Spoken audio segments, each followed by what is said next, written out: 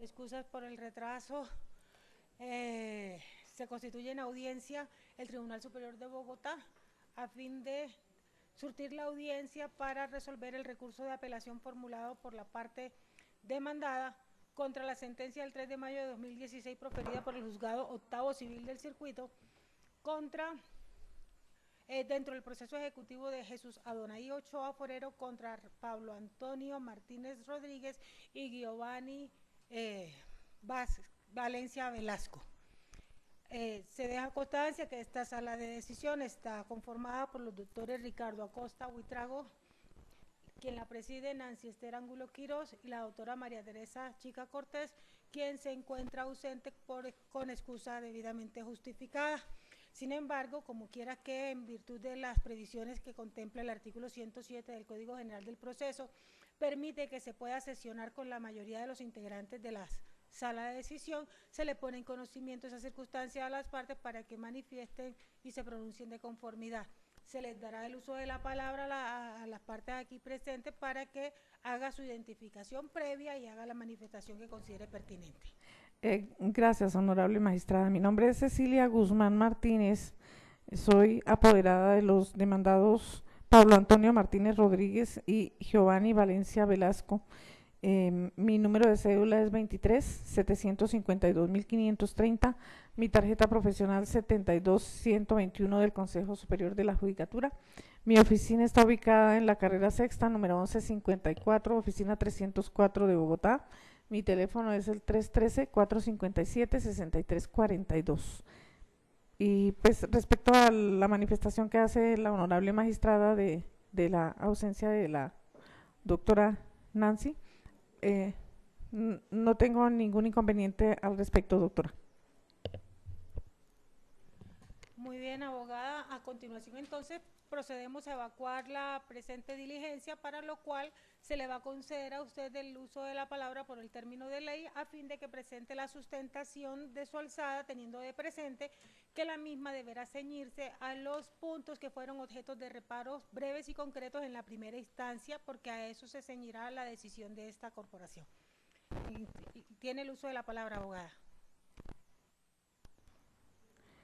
Correcto. En efecto, cuando yo presenté el recurso de apelación, hablé de solidaridad. Me refería más exactamente a que los títulos valores que fueron firmados por mis representados, Pablo Antonio Martínez Rodríguez y Giovanni Valencia Velasco, fueron todos y cada uno firmados por los dos demandados, quienes firmaron uno como aceptando cada título y el otro pues en la parte de abajo de la letra, pero igual ambos están obligados igualmente al pago de las obligaciones. Es decir que en mi concepto ambos deben de estar cobijados por la misma normatividad y por las mismas condiciones en cuanto a las obligaciones que se derivan de dichos títulos valores. La señora juez Acuo en el juzgado octavo civil del circuito consideró en la primera instancia que la prescripción de la acción civil invocada por vía de excepción por la suscrita a favor de los demandados Pablo Antonio Martínez Rodríguez y Giovanni Valencia Velasco solo podía beneficiar a uno de los demandados, al primero de los nombrados, más no a la segunda. Los demandados, como ya dije, suscribieron 20 títulos valores allegados con la demanda que sirvieron como base, cuyas fechas de vencimiento son mensuales y sucesivas desde el 28 de mayo de 2009 hasta el 28 de diciembre del 2010. El artículo 90 del Código de Procedimiento Civil señala que la presentación de la demanda interrumpe el término de prescripción de la acción civil siempre y cuando el mandamiento de pago se notifique personalmente al demandado dentro del año siguiente a la fecha del mandamiento. En el caso que nos ocupa, esta demanda fue radicada el 6 de febrero del 2012. El mandamiento de pago tiene fecha 28 de febrero del 2012, en el cual solamente se mencionó al demandado Pablo Antonio Martínez Rodríguez. Con fecha 22 de septiembre del año 2014, el juzgado corrigió o adicionó el mandamiento de pago para decir que también es demandada Giovanni Valencia Velasco, cuyo nombre estaba incluido en la demanda, en la única demanda instaurada por la parte demandante. El demandado Pablo Antonio Martínez Rodríguez se notificó el 8 de octubre del 2015, lo cual quiere decir que entre la fecha del mandamiento de pago, 28 de febrero del 2012, y la fecha de notificación personal de dicho mandamiento de pago al demandado Pablo Antonio Martínez Rodríguez, el 8 de octubre del 2015, transcurrió evidentemente más de un año, tiempo suficiente de que habla la norma del artículo 90 del Código de Procedimiento Civil. Y en cuanto a la demandada Giovanni Valencia Velasco, si tenemos en cuenta el auto que adiciona o corrige el mandamiento, este tiene fecha 22 de septiembre del 2014 y ella fue notificada el 8 de noviembre del 2015. Entre estas dos fechas transcurrió ampliamente el término superior a un año. Eso quiere decir que no se interrumpió, que eso quiere decir que la radicación de la demanda en este caso no interrumpió el término de prescripción para ninguno de los dos demandados, por cuanto ninguno de los dos fue notificado personalmente dentro del término de un año contado a partir de la fecha del respectivo mandamiento de pago, motivo por el cual comedidamente solicito a la honorable magistrada revocar el auto recurrido en la sentencia recurrida en cuanto hace referencia a la demandada Giovanni Valencia Velasco, en el sentido de declarar que a su favor también ha prescrito la acción civil en el presente caso. Es ese el motivo de alzada, honorable magistrada. Muchas gracias, abogada. Queda entonces de esta manera surtida la etapa de alegaciones correspondientes en este asunto. Ok, se deja constancia que hasta este momento no se ha hecho presente el apoderado de la parte ejecutante a la presente diligencia. No obstante, dadas las reglas generales que contempla el ordenamiento, la decisión final podrá proferirse aún en ausencia de las partes o los apoderados. Y en ese orden entonces corresponde a la corporación proceder a desatar la alzada, para lo cual se harán una breve síntesis de la actuación surtida. Recordemos que en este asunto se están haciendo efectivos 20 letras de cambio pagaderas, la primera desde el 28 de mayo de 2009 y la última el 28 de diciembre de 2010, cada una por valores de 10 millones de pesos. Presentada la demanda con soporte en dichos títulos valores, se libró el correspondiente mandamiento de pago el día 28 de febrero de 2012, fecha en la cual se dictó la orden de pago exclusivamente contra el señor Giovanni Valencia Velasco por todas y cada una de las obligaciones reclamadas. Sin embargo, a petición del demandante, ese proveído fue corregido por auto del 22 de septiembre de 2014, en el cual adicionalmente se libró la orden de pago contra el señor Pablo Antonio Martínez Rodríguez. Los ejecutados enterados formularon las excepciones correspondientes y el juzgado, mediante la sentencia apelada del 3 de mayo de 2016, acogió la excepción de prescripción que formuló el señor Pablo Antonio Martínez Rodríguez, a la vez que la declaró no probada frente al demandado Giovanni Valencia Velasco, al considerar que frente a este se había generado una interrupción de la prescripción y que por lo tanto no lo cobijaba el fenómeno extintivo. Inconforme con esta decisión, pues el extremo ejecutado interpuso el recurso de apelación que estamos ahora decidiendo. Para ello, miremos que no existe reparo en lo que tiene que ver con la concurrencia de los denominados presupuestos procesales y ni se advierte causal que pueda invalidar lo actuado, que tenga el carácter de insaneable o que de haberse eventualmente presentado no hubiera sido subsanada oportunamente. Adicionalmente, encontramos acreditados acá los presupuestos de la acción, de la legitimación en causa por activa y por pasiva, en razón de que la demanda se instaura por quien se dice acreedor de una obligación dineraria contra a quien se le imputa la condición de deudor de la misma. Y para acreditar estas circunstancias se llegaron, como se dijo, 20 letras de cambio ya referenciadas por valores de 10 millones cada uno. Entonces, satisfechos como estaban los presupuestos que establece el artículo 400, o establecía el artículo 488 y 497, entonces vigente, y 555, inciso final, era dable que se iniciara la presente acción contra los demandados y se libraran las órdenes de pago como en efecto ocurrió. Sin embargo, como quiera que el extremo pasivo formuló unas defensas en procura de enervar las pretensiones de la demanda, es preciso examinar si en el presente caso efectivamente concurren los presupuestos de hecho y de derecho que hagan viable dichas defensas.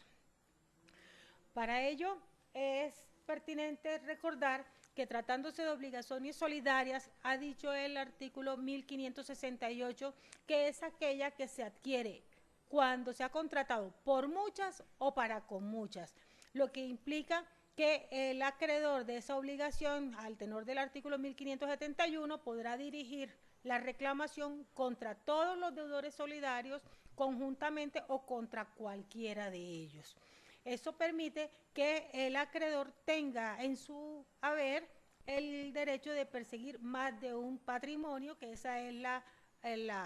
las prerrogativas que da el alcance de las obligaciones solidarias. En materia de títulos valores, esa obligación solidaria no le es ajena, toda vez que el estatuto mercantil, igualmente sin perjuicio de la autonomía que está prevista en el artículo 627, según el cual todo suscriptor de un título de valor se obligará autónomamente. Es lo cierto que el artículo 632 dice: cuando dos o más personas suscriban un título de valor en un mismo grado como giradores, otorgantes, aceptantes, endosantes, avalistas, se obligarán solidariamente. En estas condiciones, el acreedor cambiario tendrá a su haber el derecho de perseguir uno o más de los deudores cambiarios. En este orden, tenemos adicionalmente que estas obligaciones que se derivan de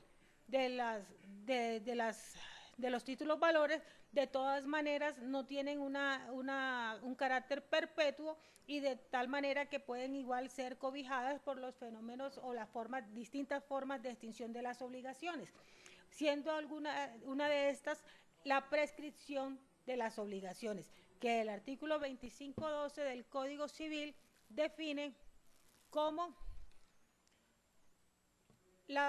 el modo de adquirir las cosas ajenas o de extinguir las acciones o derechos ajenos por haberse poseído las cosas y no haberse ejercido dichas acciones y derechos durante cierto lapso de tiempo y concurriendo los demás requisitos legales. Para el presente caso, es de interés para decidir el asunto la denominada prescripción extintiva, que es definida en el artículo 2535 del mismo estatuto, diciendo que la prescripción que extingue las acciones y derechos ajenos exige solamente cierto lapso de tiempo durante el cual no se hayan ejercido dichas acciones. Esta prescripción igualmente resulta aplicable a los títulos valores. Es así que el ordenamiento establece como forma de extinción de la acción cambiaria precisamente la prescripción. Es así como en el artículo 789 expresamente consagra la posibilidad de que de esta forma de extinción, señalando que la acción cambiaria prescribe en 3 años a partir del día del vencimiento. Sin embargo, esta prescripción de la acción cambiaria es susceptible de ser interrumpida, bien sea natural o civilmente. Natural, cuando se reconoce la obligación y civilmente con la presentación de la demanda. No obstante, para que la presentación de la demanda surta tales efectos, resulta imperativo que la orden de apremio o el auto admisorio de la demanda, según se trate, sea enterado al sujeto demandado dentro del perentorio término que establece dicha normativa, que a la luz del artículo 90 del Código de Procedimiento Civil vigente para cuando se inició la presente ejecución, era de 1 año. En este orden tenemos entonces que si la parte ejecutante no cumple con la carga de notificar al extremo demandado dentro de dicho término, esa se resultará inoperante dicha interrupción y solamente se tendrá interrumpida con la efectiva notificación del sujeto convocado. Ahora bien, la interrupción de la prescripción, sin embargo, dice el artículo 2540, no obra a favor de uno o varios coacreedores, no aprovecha a los otros, ni a la que obra en perjuicio de uno o varios codeudores perjudica a los otros, a menos que haya solidaridad. Esta regla es replicada igualmente en el artículo 792 del Código de Comercio, según el cual las causas que interrumpen la prescripción respecto de uno de los deudores cambiarios no la interrumpe respecto de los otros, salvo el caso de los signatarios del mismo grado. Y como vimos con antelación, cuando dos personas suscriban el título valor como signatarios de un mismo grado, se obligan de manera solidaria. En este orden de ideas tenemos entonces que en el caso que ocupa la atención de la sala, para efectos de la decisión, preciso es señalar que como quiera que el artículo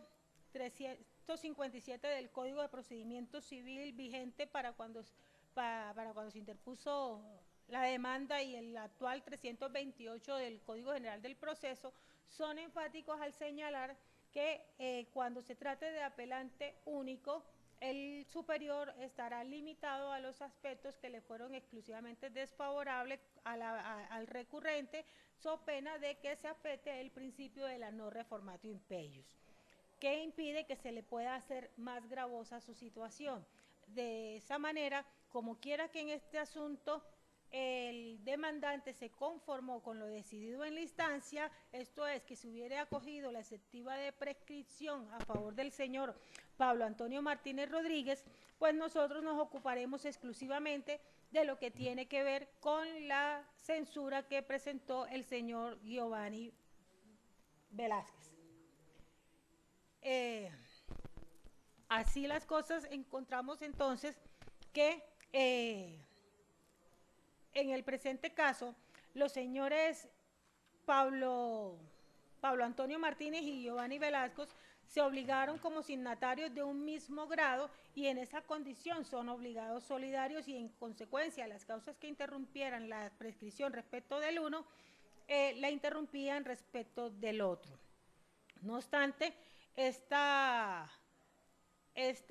circunstancia no era suficiente como para desestimar la excepción que se planteó por el señor Valencia Velázquez, toda vez que es claro que la corrección del mandamiento de pago que se hizo en el curso del proceso con fecha 22 de septiembre no tiene los efectos de reactivar o de restablecer los términos, toda vez que el artículo 90 del Código de Procedimiento Civil entonces vigente es diamantino al indicar que la presentación de la demanda generará la interrupción de la prescripción e impide que se produzca la caducidad siempre que el auto admisorio de aquella o del mandamiento de pago se notifique dentro del año siguiente a partir del día siguiente a la notificación de tales providencias al demandante. Pasado este término, los mencionados efectos solo se producirán con la notificación del demandado. Dicha disposición pone de presente que es el enteramiento que se hace a la parte convocada de esa primera providencia que se libra en los juicios, la que tiene la virtualidad de generar los efectos de interrupción de la prescripción, toda vez que con ella se le pone de presente la existencia del juicio promovido en su contra a fin de que pueda ejercer sus derechos de contradicción y de defensa, sin que las correcciones que se hubieran al lugar con posterioridad tengan el efecto de impedir o de restablecer esos términos. Pues mírense que el artículo 310, que alude a las correcciones de las providencias judiciales, permite que éstas puedan ser realizadas en cualquier tiempo, en cualquier estado del proceso que se advierta la incursión de ellos, lo que pone en evidencia que éstas puedan realizarse ora con antelación o con posterioridad a la notificación de la orden de pago al demandado e inclusive a instancias suyas, porque puede que se incurra en algún error que advierta el ejecutado cuando haya sido enterado de la orden de pago. Aún más, esos efectos no se abrían paso, como lo estimó el ACUO, en este particular caso cuando la orden de pago, el error que cometió inicialmente fue no librar la orden de pago contra el señor Pablo Antonio Martínez Rodríguez, toda vez que el proveído que obra folio 44 contentivo de la orden de apremio del 28 de febrero simplemente la libró contra Giovanni Valencia Velasco. Luego, en la incidencia que podía tener aquella corrección frente al señor a Valencia Velasco resultaba inane y podía ser corregida incluso luego de estar enterado de la orden de pago y hasta oficiosamente por parte del juzgador, lo que permite colegir sin mayor excitación que esa corrección no tuvo ningún efecto para la interrupción de la prescripción. Teniendo esto de presente, entonces, forzoso es concluir que efectivamente, para el momento en que el juzgador consideró enterado al demandado Giovanni Valencia Velasco de la orden de pago y su corrección, ya la obligación a él reclamada estaba prescrita, puesto que la presentación de la demanda acaecida el 3 de febrero del 2012 no interrumpió la prescripción al no haberse notificado al demandado de la orden librada el 28 de febrero de 2012, sino hasta el 10 de agosto del año 2015, es decir, cuando ya habían sido superados más de 3 años desde que se libró aquella orden de apremio. Ello es así si en cuenta se tiene que el título valor de los ejecutados, el más antiguo de fecha 28 de mayo del 2009, prescribía el 28 de mayo del 2012 y el más reciente de fecha 28 de diciembre del 2010 prescribía el 28 de diciembre del 2013, sin que cuando se tuvo por notificado a los demandados el 10 de agosto personalmente, la decisión que los tuvo por notificados personalmente mereciera ningún reproche por parte del ejecutante. Luego era dable que estos hicieran valer las defensas que estuvieran alegando o que estimaran pertinentes, como en efecto lo hicieron, toda vez que efectivamente el fenómeno extintivo ya había acaecido frente al señor Giovanni Valencia Velasco. Esta entonces la razón que obliga a la sala, como en efecto dispondrá, a revocar la decisión apelada para en su lugar acoger la excepción propuesta por el mencionado demandado, y por ello la Sala Civil del Tribunal Superior del Distrito Judicial de Bogotá, administrando justicia en nombre de la República de Colombia y por autoridad de la ley, resuelve: primero, revocar los numerales tercero, cuarto, quinto, sexto, séptimo, octavo y noveno de la sentencia dictada el 26 de mayo de 2016 por el Juzgado Octavo Civil del Circuito de esta ciudad, para en su lugar declarar probada la excepción de prescripción de las letras de cambio distinguidas con los números 5-24 a la 24-24. Segundo, consecuencia de lo anterior, se decreta la terminación del proceso y el levantamiento de las medidas cautelares que afectan los bienes de propiedad del demandado Giovanni Valencia Velázquez. En el evento de existir embargo de remanentes por el juez de instancia, póngase a disposición de la autoridad que lo haya comunicado. Tercero, condénese al demandante al pago de las costas y los perjuicios causados al demandante Giovanni Valencia por causa del proceso y de las medidas cautelares. Cuarto, condénese en costas de ambas instancias al ejecutante. Para las de esta, la magistrada ponente señala como agencias en derecho la suma de 1.200.000 pesos. Quinto, remítase el expediente del juzgado de origen para lo de su trámite y competencia. La presente decisión se notifica a las partes en estrados. Abogada, tiene el uso de la palabra. Conforme con su decisión, honorable magistrada. Muy bien, se reafirma entonces que a la presente diligencia no se hizo presente la parte ejecutante sin que ello afecte la validez de la presente actuación ni resulte impedimento para proferir la decisión que en efecto ya se profirió, y no siendo entonces otro el motivo de la presente diligencia, la damos por terminada. Le agradezco que firmen la constancia de asistencia en los términos que ordena el Código General del Proceso por ser parte integrante de esta diligencia. Muchas gracias por su asistencia.